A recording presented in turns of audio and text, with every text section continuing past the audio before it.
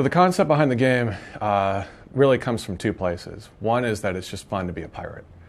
We all grew up kind of playing pirates in the backyard, and the pirate world just lends itself well towards role-playing. It's filled with lots of verbs: pillage, plunder, loot, ransom, fight. It's just a fun world to be in. And when you combine that with the movie franchise that Disney has got, you have a really nice mix of story and gameplay.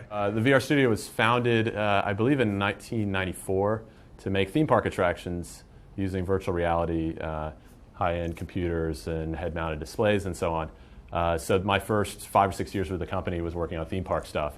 And around 1999 or so, we got the idea that some of the things we were doing for the parks we could do in people's homes now, take them to these worlds using massively multiplayer games as kind of the basis for it. So around 2000, we started working on massively multiplayer games. In addition to theme park stuff, we still do a little bit of that, but we've sort of shifted our primary focus to these MMOGs. I've been on Pirates from the start, so I started probably February of 2002.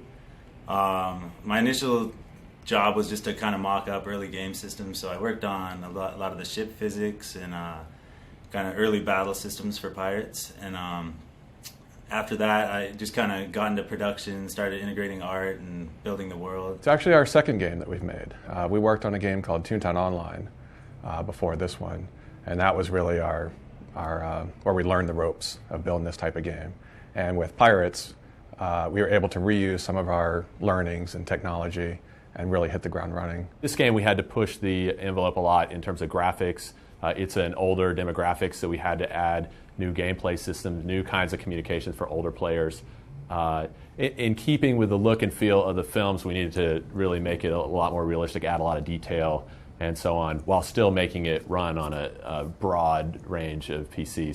A lot of the technology was in scaling up, handling a bigger simultaneous numbers of players. And also, for this property, we had to push a lot in terms of story. So developing whole new systems to deliver cutscenes, kind of cinematics, interacting with characters that you recognize from the films, all that kind of stuff. We had to push it on a number of fronts. The story in-game revolves around, of course, Jack Sparrow, but we've also introduced a new villain in our game called Jolly Roger.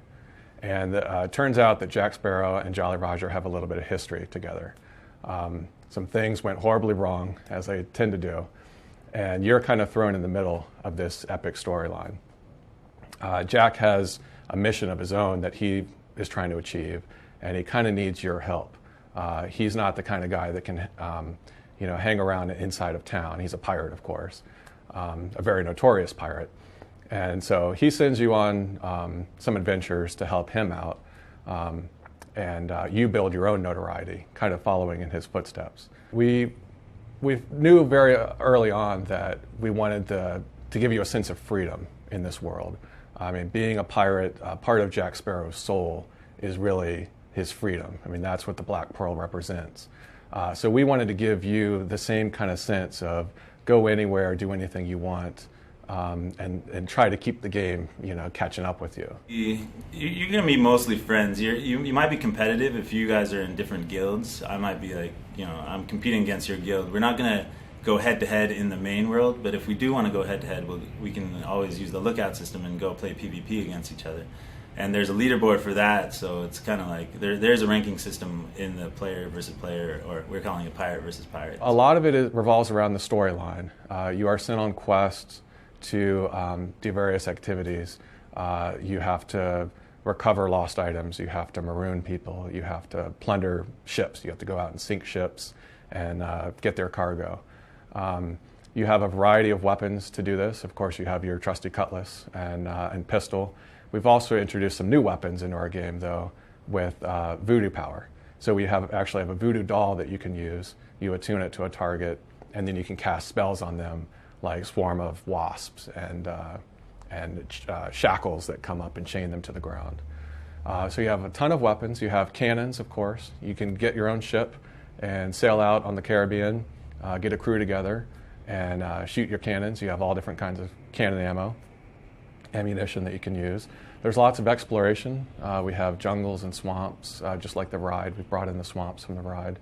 We have forts, so the Navy's there, and they're kind of a corrupt Navy that you've kind of seen in the films. And so they're also a faction, an enemy in our game that you have to deal with. Most of our mini games right now are parlor games, so you can walk into a bar and kind of play blackjack and poker against other people that are there.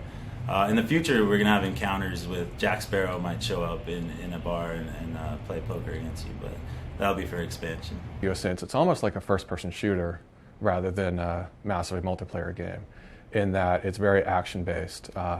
You need to coordinate with your friends so that you get bonuses and combos and things. There's a lot of strategy in which weapon you choose for which type of enemy. But really, it's a feeling more like a console game with a lot of action